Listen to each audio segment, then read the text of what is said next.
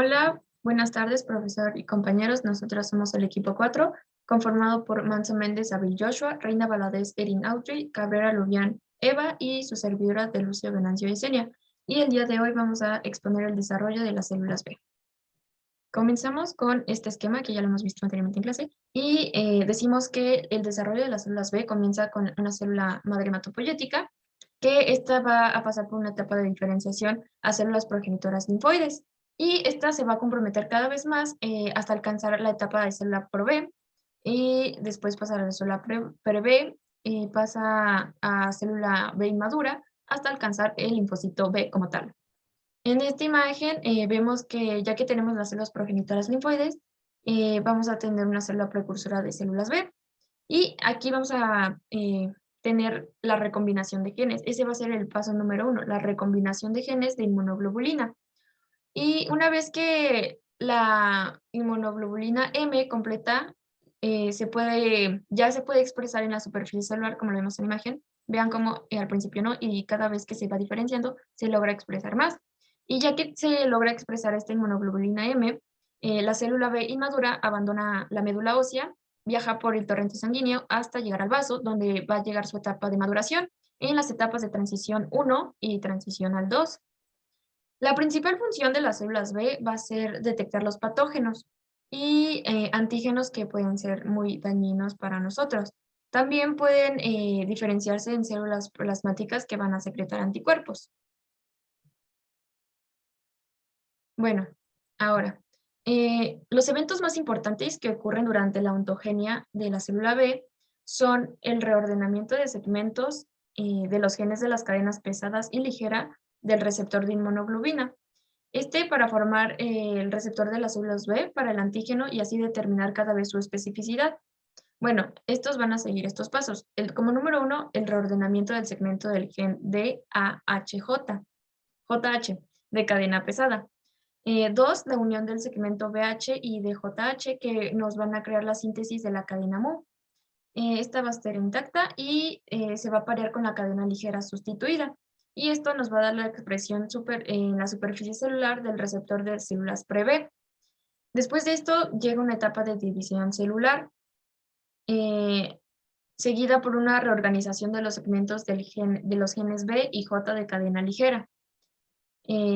Después la célula B inmadura por fin va a expresar la inmunoglobulina M de membrana. Ahora, las células B deben crear receptores capaces de reconocer una amplia gama de antígenos, pero si esto no logra hacerlo, las células B autorreactivas son eliminadas o inactivadas, lo que nos ayuda a no tener enfermedades autoinmunes. El desarrollo de las células B en médula ósea. Bueno, esta imagen nos va a ayudar mucho. Como sabemos y hemos visto en clase anteriores, la hematopoiesis fetal se va a dar principalmente en hígado y en vaso, pero después del nacimiento y durante la edad adulta ocurre la hematopoiesis y la formación de las células B en la médula ósea de los huesos largos. La médula ósea tiene nichos poblados de células hematopoyéticas y células estromales de la médula ósea. Y aquí tenemos a las células madre hematopoyéticas, aquí células estromales y así. Bueno, estas células estromales van a ser de gran importancia para la diferenciación y la proliferación de las células B. ¿Esto por qué? Porque los precursores de células B deben interactuar con las células estromales que van a expresar proteínas que inducen a la célula en desarrollo a diferenciarse y a tener esta proliferación. Por ejemplo, aquí las células hematopoyéticas y las células progenitoras tempranas van a expresar un receptor c-KIT, que es el CD117. Este se va a unir al factor de células madre del ligando, y esto va a mantener que las células estén en el nicho. También van a influir en su diferenciación y para que sean células progenitoras. Y cuando esta se diferencia, llega a la etapa de célula pre-pro-B.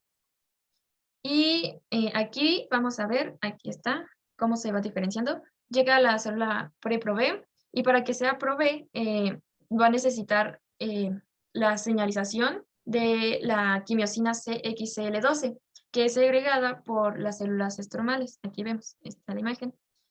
Después vamos a tener que, para alcanzar la célula pre-B, se necesitan señalizaciones de la interleucina 7 que se secreta por la célula, por subcélulas estromales. Y pues cuando la célula prevé completa su diferenciación, deja la médula ósea como una célula B inmadura y esta va a expresar un receptor S1P que va a reconocer el quimoatrayente de lípidos 1-fosfato de esfingosina en la sangre. Y aquí tenemos en el texto que la célula hematopoyética y los progenitores de células B hacen contacto con células de la médula ósea, en este caso las células estromales, y avanzan a través de su programa de desarrollo. Ahora, los cambios en marcadores de la superficie celular, expresión genética y el reordenamiento genético de la inmunoglobulina van a definir las etapas de desarrollo de las células B. ¿Esto por qué? Porque vamos a tener pues diferentes quimiosinas, citocinas, factores de transcripción y pues como bien dice el reordenamiento genético. Ahora, los factores que regulan el desarrollo de células B. Aquí tenemos que pero en negrito, en esta parte de abajo, tenemos a los factores de transcripción que actúan en cada etapa. Los importantes que hemos visto en clase son el P1 y el Ícaros. También participan el E2A, EBF, FOXO1 y RF4 octavos, CMYB, RUNX1, PAC5, FOXPE, FOXOL y ya. De verde tenemos a las metilasas de ADN y son modificadores de histonas y remodeladoras de cromatina. De rojo tenemos a los microARN. Y pues así, estos son los factores que van a participar en cada etapa. Ahora, los primeros pasos en la diferenciación de linfocitos culminan en generación de un progenitor linfoide común. Bueno, las células hematopoyéticas expresan c-KIT. Su interacción va a crear, bueno, el c-KIT es una proteína de superficie y es el receptor de factor de células madre. Su interacción va a crear señales para inducir la diferenciación en células progenitores multipotentes. Estas también van a expresar el antígeno 1, que va a estar asociado a las células madre.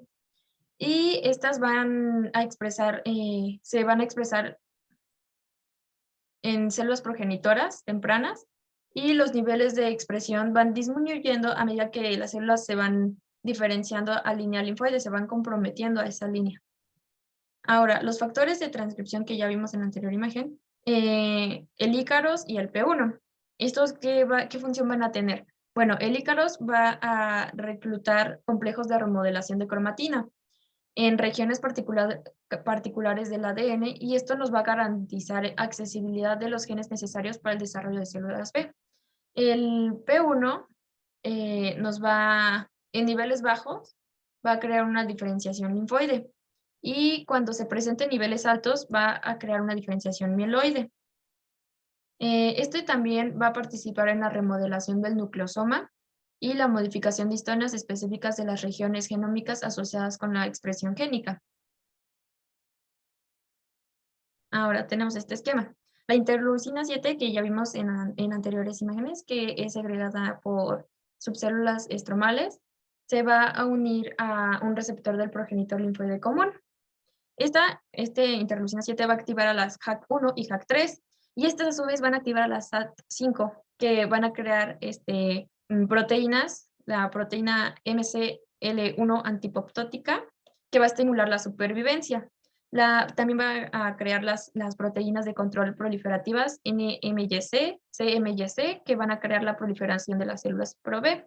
Y bueno, Ícaros P1 y RUNX1, que son factores de transcripción, van a ayudar a crear otras, que son el E2A, el FOXO1 y el EBF1, que este es el factor 1 temprano de células B. Y estos nos van a ayudar a la transcripción de genes asociados a células B, la especificación y compromiso de las células B, su supervivencia y la inhibición de otros destinos celulares para que no se vayan a la línea mieloide, ni se creen células T, ni NK, ni LC. Y bueno, aquí vemos que nos van a ayudar a la recombinación de JH y PAC5 la recombinación BH de JH. Ahora, aquí. A medida que las células se comprometen con la línea linfoide, van a reorganizar sus genes receptores de antígeno. Van a expresar la RAC1 y la RAC2, y también se va a expresar la desoxinucleotidil transferasa terminal, o mejor conocida como TDT. Esto nos va a dar una célula progenitora linfoide temprana. Y esta célula progenitora linfoide temprana se va a dividir en dos subconjuntos. Uno va a migrar al timo para servir como progenitoras de células T.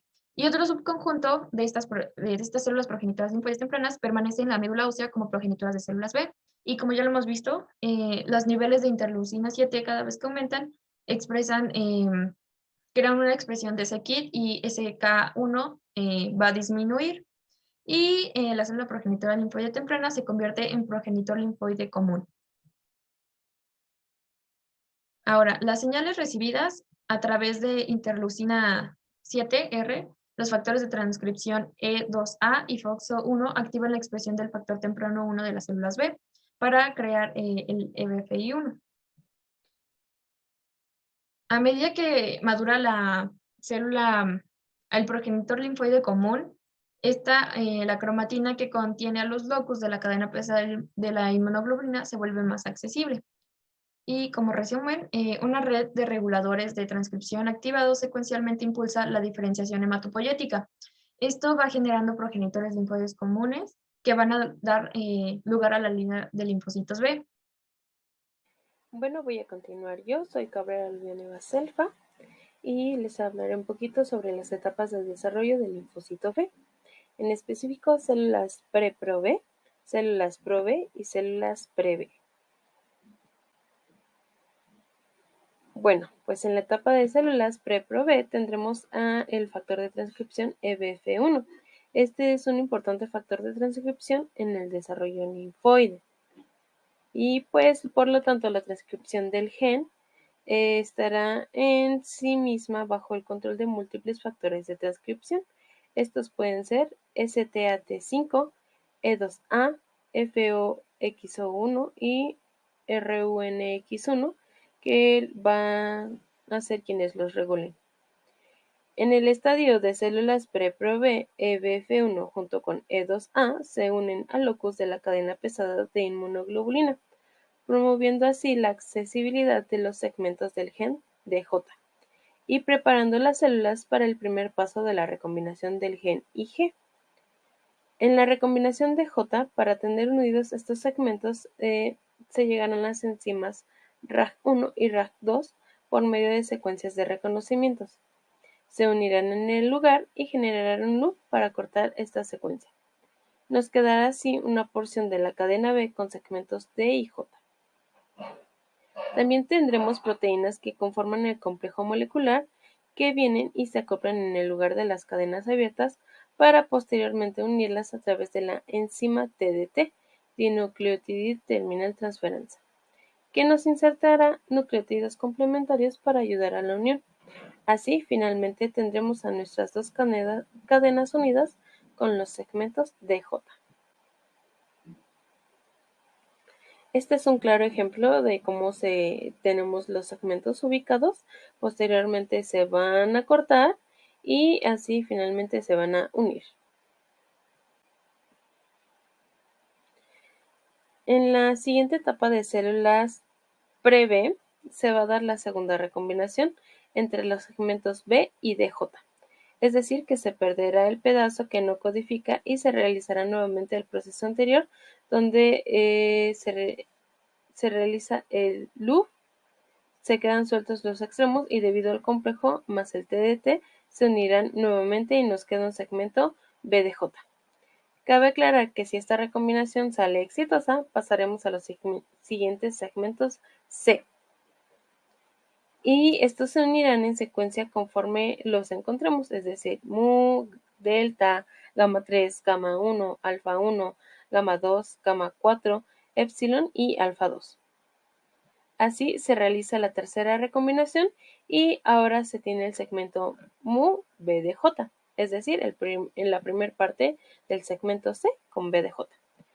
Y bueno, el ARN que tenemos allí nos dará origen a una inmunoglobulina M, gracias al segmento genético MU, y posteriormente se pasará al siguiente estadio.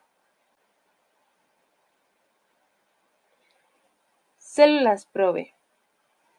Pues bueno, en el estadio PreB ya hay ARN en el citoplasma que codifica para esa cadena pesada, mientras que en el estadio de ProB aún se están terminando de recombinar.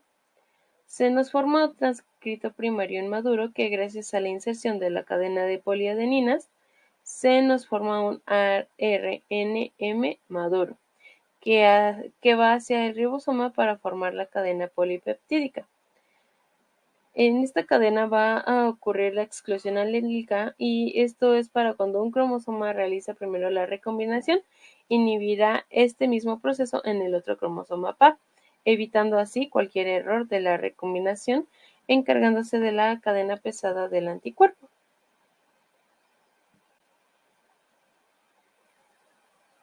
Bueno, las células B inmaduras en la médula ósea son sumamente sensibles a la inducción de la tolerancia a través de células autorreactivas. Una vez que el BCR funcional se ensambla en la membrana de las células B, se debe probar el receptor para determinar si se une a los antígenos propios. Estas células B inmaduras que tienen receptores autorreactivos van a sufrir uno de los tres destinos. Algunos se perderán del grupo antes de abandonar la médula ósea por la inducción de la apoptosis mediada por BCR, lo que resulta en la eliminación clonal. Otras células B autorreactivas reactivarán sus genes RAG para iniciar el proceso de edición del receptor de la cadena ligera. La pérdida de células B que llevan receptores autorreactivos dentro de la médula ósea por cualquiera de estos mecanismos se conoce como tolerancia central. Y bueno, algunas células B autorreactivas que reconocen los antígenos propios solubles dentro de la médula ósea pueden sobrevivir para escapar del entorno de la médula ósea, pero se vuelven anérgicas o no responden a cualquier estímulo antigénico adicional. Hola, mi nombre es Ariel Manso y les voy a hablar de la finalización del desarrollo de células B en el vaso. Bien, las células B inmaduras se van a reclutar para salir de la médula ósea gracias a la expresión del receptor S1P, que es el 1-fosfato de esfingosina. Después van a migrar al vaso para convertirse en células B maduras. En este paso de células B inmaduras a células B maduras vamos a encontrar las células B transicionales, que se van a separar en dos subpoblaciones, las T1 y las T2. Estas deben de cumplir una serie de pasos para convertirse y llegar a ser las células B maduras. Se han encontrado también un tercer tipo de células B transicionales en la periferia. Esas son las T3. Aún no se conoce mucho de ellas, pero parece ser que son un grupo de células autorreactivas, pero que no responden a los antígenos de la periferia. Es por eso que nos vamos a enfocar específicamente en células B transicionales T1 y T2. Ambas se van a formar en el vaso y se van a someter a selección para sobrevivir contra la propia reactividad. Van a tener características comunes, que en su superficie van a encontrarse receptores de inmunoglobulina y marcadores de membrana. Esa tabla marca o explica o muestra los diferentes marcadores, la cantidad de los diferentes marcadores que va a tener T1 y T2 y la naturaleza de la respuesta. Entre las diferencias que podríamos destacar y que son relevantes es que T2 va a presentar niveles más altos de MIGD en la membrana, y también va a tener expresión tanto de CD21 como de CD23, contrario a T1. Y también van a encontrar TO2 va a tener mejor expresión del receptor BAF, que recordemos que el receptor BAF es un factor activador de las células B que pertenece a la familia del factor necrosis tumoral. Contrario a T1, que va a tenerlos, pero no tan relevantes como en T2. Otro diferencia que podríamos hablar y que es importante es el aumento de concentraciones de diacilglicerol. Más adelante van a entender por qué les digo que esto es importante. El aumento de concentraciones de diacilglicerol, que va a ser más importante en T2, También la inducción del BCL-XL en T2, el contrario de T1, y que T1 va a tener mejor inducción de apoptosis que T2. Es importante que lo recordemos, ¿ok? Ahora, ¿cuál va a ser el desarrollo? Experimentos que se han realizado en ratones ha demostrado que la secuencia para llegar a T1 a células T maduras es T1 para hacer un cambio y llegar a T2 y finalmente madurar a células B maduras. Ese tiempo de T1, esta maduración de T1 a B maduras lleva un tiempo de 3 a 4 días. Ahora, la mayoría de los T1 se diferencian de a T2 dentro del vaso, pero alrededor del 25% va a emerger a la médula ósea. Ahora, el aumento del nivel de madurez de las células BT2 se va a relacionar con los cambios de receptores tanto de quimiosinas y de citocinas, de manera que T2 va a poder ser capaz de recircular entre la sangre, los ganglios linfáticos y el vaso, además de poder ingresar a los folículos de las células B en los ganglios linfáticos y en el vaso. Ahora, ¿cuál va a ser la ruta de este desarrollo? Una vez que abandonan la médula ósea, van a entrar al vaso por la arteriola central y se va a depositar en los senos marginales, justo dentro de la zona marginal externa. Desde aquí, bueno, las células T1 van a llegar al vaso van a llegar a la zona de células T del vaso, donde alguna fracción de las T1 se van a madurar hacia las T2. De ahí, las T2 pueden ingresar a los folículos donde van a completar su desarrollo en los linfocitos, a los linfocitos B convencionales, y algunas T2 entran a la zona marginal y se convierten en células marginales de la zona B. ¿Ok? Ahora, ¿cómo va a ser su regulación? Las células B maduras tienen casi 10 veces más de MIGD que MIGM. Esto va a dar como resultado una regulación en el número de receptores de inmunoglobulina. Ahora, cuando las células bien maduras salen de la médula ósea, son altamente autorreactivas, por lo que se necesitan mecanismos para inactivarse o eliminarlas, para mantener esta autotolerancia. Ahora, las BT1 que son autorreactivas se van a eliminar mediante apoptosis en respuesta a una fuerte señal que va a emitir el BCR. En estudios recientes, se dice que aquí es donde se van a perder alrededor del 55 al 75% de las BT1. Pero una vez que maduran a BT2, esas van a resistir, las BT2 van a resistir a la apoptosis inducida por cualquier antígeno, debido a gran parte que el aumento de la expresión debido a gran parte de la expresión de esta molécula antiapoptótica, que es la BCL-XL. ¿Se acuerdan que les dije en el cuadro anterior que las BT2 iban a tener mejor expresión de esta molécula que las BT1? ¿Ok? Ahora, selección negativa y positiva en el vaso. Las BT1 que reconocen al antígeno con alta afinidad en el vaso se van a eliminar mediante la selección negativa y provocando su muerte. Las BT1 que escapan de esta selección negativa van a entrar a los folículos y se diferencian en células BT2. Ahí sus BCRs van a emitir tónicamente una señal de supervivencia estimulante que puede llegar, bueno, se pueden ir a algún ligando o por interacción de moléculas que aún son desconocidas. Las BT2 que han recibido esta señal de supervivencia van a regular hacia arriba sus receptores BAF y se van a unir a otros BAF, contribuyendo así a la supervivencia, generando así una selección después de ser negativa a generarse una selección positiva. Las células T2 que no reciben esta señal van a morir en el vaso. Ahora, los animales que no expresan el BCR en estadio inmaduro no van a producir B inmaduras, células B maduras, perdón, por lo que se necesita una señalización independiente de antígeno, que es constitutiva y espontánea.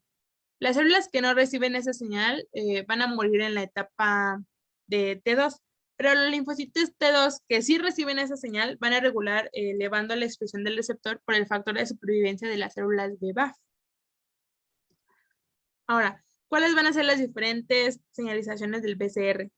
En T1, bueno, gracias a esas diferentes señalizaciones, T1 va a tener una liberación de calcio, va a tener una producción no significativa del acilglicerol y va a proporcionar señal apoptótica. En cambio, T2 va a tener un aumento de calcio intracitoplasmático y de glicerol importantes. También va a proporcionar señales de maduración y supervivencia en la célula. Además, el deacilglicerol va a activar a una proteína sinasa para la realización de esa supervivencia. ¿Pero por qué esta diferencia? Bien, estudios indican que va a radicar en la composición de las diferentes de la membrana lipídica de T1 y de T2. Se ha demostrado que T1 tiene aproximadamente la mitad del colesterol que tiene T2. Esta reducción parece prevenir la agrupación eficiente del receptor de células B en las balsas lipídicas durante la estimulación con el BCR. Esto puede causar una reducción en la intensidad de la señalización del BCR en T1. Ahora, el receptor BAF. Ya supimos qué es y a qué familia pertenece, pero estos van a ser producidas por los macrófagos y células dendríticas en respuesta a ciertas citocinas. Por lo tanto, puede aumentar durante ciertas infecciones. Aquí, porque pues, es importante mantener el mayor número de células para poder responder a los patógenos. En la fase de transición de células B, ese receptor es absolutamente dependiente. Esta fase es absolutamente dependiente a este receptor. Y el BAFF-BR se detecta por primera vez en las células BT1. Y de aquí va a aumentar constantemente a partir de que se demostró o se detectó de aquí en las T1. Ahora, hablemos del eje BAF y el BAFF-R. Este va a promover la supervivencia de las células B transicionales. ¿Por qué? Porque va a provocar, va a inducir la síntesis de factores antiapoptóticos como es BCL2, BCLXL y MCL1. También va a interferir en la función de la molécula preapoptótica BIM. Se ha dicho que altos niveles de BAF va a provocar que las células que no reciben suficientes señales de supervivencia de BCR puedan sobrevivir. ¿De qué manera? Pues le va a proporcionar plasticidad y flexibilidad en el proceso de eliminación de las células B. Ahora, dice que las células BT2 aumentan las células B2 foliculares maduras. Las células BT2 maduran y se van a convertir en células B2 convencionales, que van a colonizar, digámoslo de esta manera, los folículos de los ganglios linfáticos y el vaso. Por lo tanto, se les va a llamar células B foliculares. Van a tener como función responder al encuentro contra antígenos en presencia de células colaboradoras, generando respuestas con anticuerpos.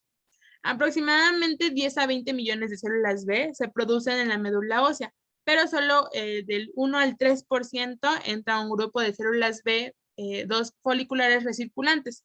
Se dice que se debe a que los nichos de las células B foliculares tienen alguna capacidad máxima, como si llenáramos un vaso. Y una vez que está lleno este vasito, ya van a rechazar células B adicionales que se vayan generando. Posiblemente se dice que este control homeostático se deba a los factores de supervivencia, en particular con el BAF. Bueno, yo soy Erin Reina y les voy a presentar las propiedades y el desarrollo de las células B1 y de las células B de la zona marginal. Bueno, para hablar de esto, tenemos primero que las células B van a tener un subconjunto que se van a caracterizar pues por tener otras funciones o por encontrarse en distintos sitios anatómicos o igual porque surgirán de diferentes sistemas de desarrollo. Aquí en la primera imagen tenemos a las tres poblaciones principales de las células B maduras en la periferia, que son, aquí en medio se encuentra la célula B1, que se va a llamar así porque pues sus células progenitoras van a ser gigantes, o sea, durante el desarrollo embrionario. Después tenemos a las células foliculares o B2, que se van a llamar así porque se van a desarrollar después de estas células B1.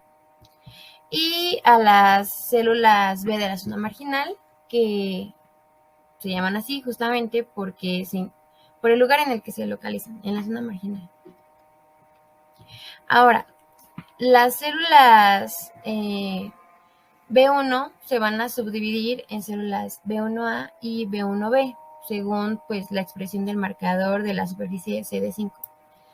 Y aunque lleguen a tener propiedades similares, las B1A se van a expresar, bueno, más bien, las B1A que expresa CD5 van a ser unas células prototipo de esta B1. Ahora, aquí en el cuadro vamos a ver las diferencias fenotípicas y funcionales de las células B1A, B2 y de las B de la zona marginal. Bueno, en primer lugar vamos a tener los sitios principales. En las células B2 tenemos que están en los órganos linfoides secundarios, que se pueden encontrar en los folículos de las células B, de los ganglios linfáticos y del vaso. En las B1 también se pueden las B1A también se pueden encontrar en el vaso, pero en muy poca cantidad. Pero su sitio principal son las cavidades peritoneales y pleurales. Y pues las de la zona marginal están en la zona marginal del vaso. Los progenitores de las células B1 van a aparecer antes de las células madre hematopoyéticas que van a generar a las células B2 durante el desarrollo fetal. Y bueno, a largo plazo estas células madre hematopoyéticas pues van a aparecer en el saco vitelino del embrión, según el experimento, hasta el día 10.5 de gestación. Y los progenitores capaces de dar lugar a B1A, que no van a ser las B2, pues van a aparecer hasta los 95 días del desarrollo embrionario, específicamente en la esplenopleuра paraórtica. Ahora, la B1 se va a poder autorrenovar en la periferia. Y pues igual van a derivar de distintas líneas de desarrollo y en el adulto va a tener diferentes orígenes, ya que pues como se renueva en la periferia a partir de las células progenitoras que están dispersas durante el desarrollo embrionario, y esto va a significar que va a haber nuevas células B1A que van a ser hijas y se van a generar continuamente a partir de estas B1A que ya existen, justamente en las cavidades peritoneal y pleural. Y bueno, igual si se encuentran en otras partes del cuerpo, estas mismas células B1A ya preexistentes.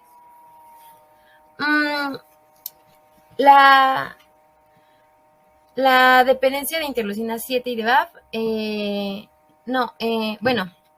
en las células B1A no va a ser dependiente de esta interleucina 7 ni va a requerir interacción con el BAF durante pues su etapa transicional del desarrollo para la supervivencia. Pero las de la zona marginal y las B2 sí van a depender de este factor de supervivencia BAF.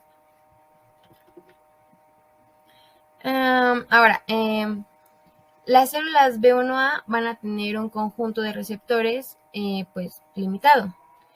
Algunos segmentos génicos de las cadenas pesadas y de la ligera pues van a ser reorganizadas y se van a expresar justamente por esta misma célula.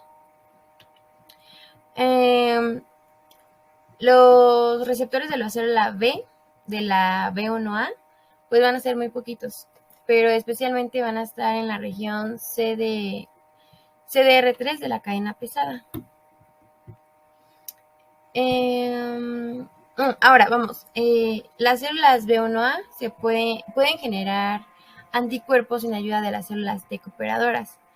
Aunque, pues bueno, si se adiciona a esta célula T cooperadora, pues va a aumentar la secreción de anticuerpos y pues va a permitir un grado de cambio en la cadena pesada.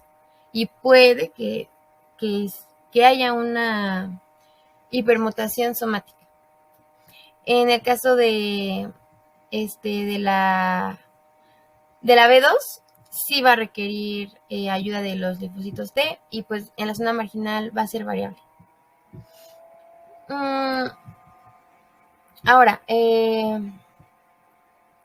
las células de la zona marginal pues se van a caracterizar porque tiene altos niveles de inmunoglobulina M de membrana del receptor de complemento, pero pues va a tener bajos niveles de inmunoglobulina D. Esa es su principal isotipo. En las B2, igual, principalmente va a ser la inmunoglobulina M y un poquito de la inmunoglobulina G. Y en el caso de la B2, sí va a haber altos niveles de inmunoglobulina G. Con respecto a la respuesta de antígenos a polisacáridos, posiblemente en la B2 ocurra, en la B1 sí va a ocurrir y en la zona marginal también. Y ahora, en la respuesta de los antígenos proteicos, va a ser al revés. En la B1 posiblemente y en la B2 sí va a existir. Y en la zona marginal, pues sí va a haber esta respuesta también. Ahora, vamos a ver una pequeña comparación del desarrollo de estas células B y de las T. Bueno, en primer lugar tenemos que ambos tipos de linfocito B van a tener dos líneas celulares distintas. En el caso de las T van a ser las gamma delta y en las B van a ser las B1, de los cuales, como ya vimos anteriormente, que les acabo de comentar, uno se va a dispersar en sus propios nichos periféricos particulares durante pues, el desarrollo fetal, con el fin de funcionar como una población que se va a ir renovando y renovando hasta que pues muera el hospedero. En segundo lugar tenemos que, bueno, cuando está cerca este momento del nacimiento y va a continuar hasta la vida adulta, el desarrollo de las células B convencionales, o también llamadas B2, y las células T alfa beta van a comenzar su vida en la médula ósea. Y pues después van a comenzar con células madre hematopoyéticas. Ahora, en las células B y en la T, pues van a compartir las primeras fases de su desarrollo hasta que pasen por las etapas más diferenciadas, que son la MPP, la LMP y la CLP. En la etapa LP y CLP, los progenitores de estas células T pues van a abandonar la médula ósea y se van a ir hacia el timo para ahí pues completar su desarrollo. Ahora, tanto en las células B como en las T pues va a haber un reordenamiento de BDJ para una de sus cadenas, que bueno, se va a expresar como una segunda cadena sustituta. Ahora, el pre de la célula, del receptor de la célula B y el pre del receptor de la célula T van a indicar que las células de la primera cadena sí se reorganizó de forma productiva. Y pues bueno, eso se va a deber a la reorganización de la familia de genes del segundo receptor. También, las células B que expresan el receptor de la célula B en la membrana de la inmunoglobulina M y de las células T que expresan este TCR alfa beta, pues tienen que pasar a fuerza por una etapa de selección positiva en la que pues van a ser capaces de recibir señales de supervivencia que van a retener a especies de las que no pueden.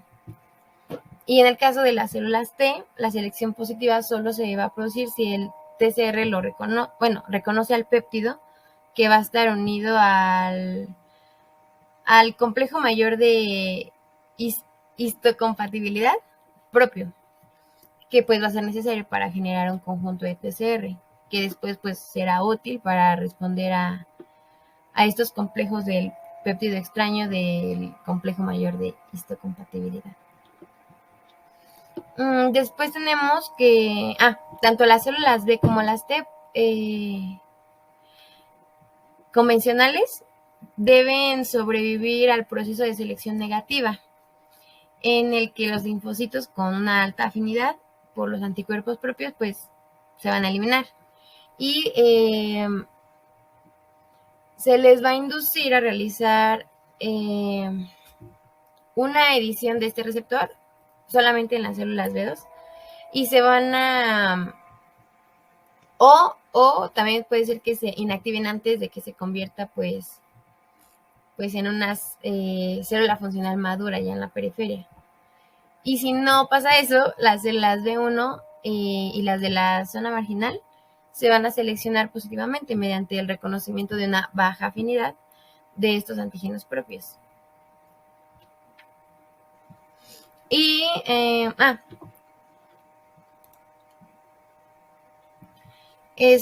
también vamos a tener que con la expresión de altos niveles de inmunoglobulina D en la superficie celular y en las moléculas de adhesión, el desarrollo de la célula B2 folicular madura se va a completar y, bueno, puede durar semanas o meses y después se va a recircular para que ya esté listo para el contacto con el antígeno en el ambiente que brindan pues las células T.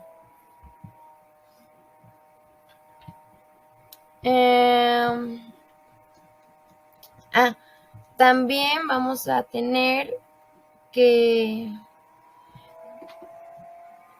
los procesos en la periferia que permiten el establecimiento de la tolerancia a los antígenos, pues no va a ser expresado en los órganos linfoides primarios. Esto va a aplicar para ambas células. Y eso es todo. Gracias. Aquí se encuentran nuestras referencias. Bueno, nuestra referencia que fue el capítulo.